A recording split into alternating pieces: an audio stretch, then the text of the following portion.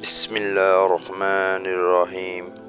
شروع اللہ کے نام سے جو بڑا مہربان نہایت رحم کرنے والا ہے۔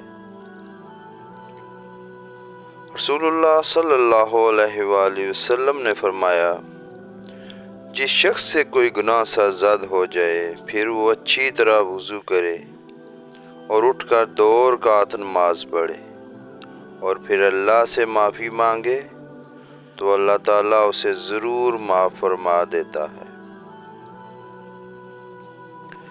پیارے نبی صلی اللہ علیہ وآلہ وسلم نے فرمایا، جو شخص کھانا کھائے اور پھر یہ کہے کہ ہر قسم کی حمد اللہ کے لیے ہے جس نے مجھے یہ کھانا کھلایا اور میرے اختیار و قوت کے بغیر اسے مجھے عطا فرمایا، تو اس کے سابقہ گناہ معاف کر دیے جاتے ہیں۔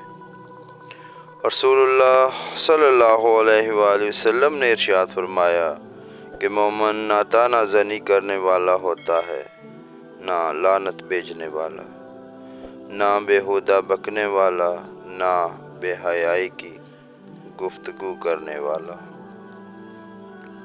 رسول اللہ صلی اللہ علیہ وآلہ وسلم نے فرمایا، کیا میں تمہیں جہنمی لوگوں کے بارے میں نہ بتاؤں؟ ہر سخت مزاج، بد اخلاق اور تکبر کرنے والا جہنمی ہے۔ حضرت عائشہ رضی اللہ عنہا سے روایت ہے کہ رسول اللہ صلی اللہ علیہ وآلہ وسلم نے ارشاد فرمایا، فجر کی 2 سنتیں دنیا اور جو کچھ دنیا میں ہے اس سے بہتر ہیں۔